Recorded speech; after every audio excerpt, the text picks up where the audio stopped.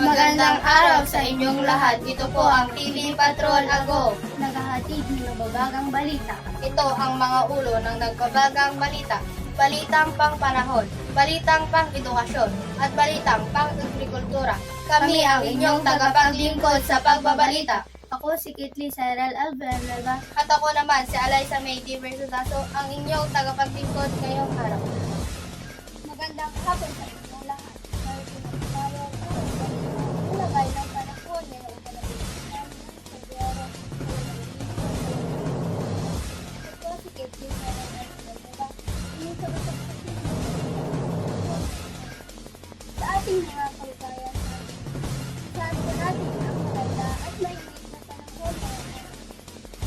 Meron tayong makikita na bahagyang maulap na kalangitan sa umaga, ngunit magiging maganda at maliwanag na araw sa hapon at sa gabi.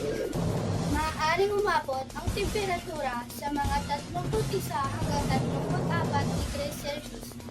Pinalalahanan po na laging magtala ng payo at uminom ng tubig araw-araw.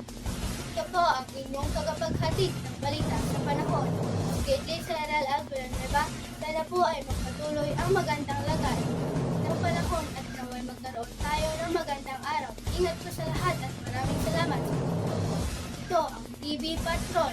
Ago, back to you, Alaysa. Magandang hapon sa ating lahat. Nandito po tayo ngayon sa Gulayan ng Paaralan ng Elementarya.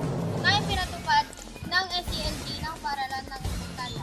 Pinatupad po ito ng SELG ng Paaralan ng Elementarya para sa mga mag-aaral ng San Joaquin Elementary School. Yan lamang po ang aking balita dito. Magandang hapon po sa inyo lahat. Narito po ako para ihatid ang balitang pang-edukasyon. Ayon sa DepEd, naglunsad sila ng proyekto para sa mga batang mag-aaral. Ang proyekto na ito ay pinangunahan ng ating public school district supervisor na si Ginoong Luisito Dilibato. Ang proyektong ito ay ang abakada sa pagbabasa. Agoo, bata kabataan na makata. Layunin nitong maging biyasa sa pagbabasa ang mga batang kabilang ng mga LGU barangay at ang mga guro na naitalang paglunsad ng proyektong ito. Sa araw ng Sabado, doon sa barangay hall, nagtipon-tipon ang mga bata para sa abakada.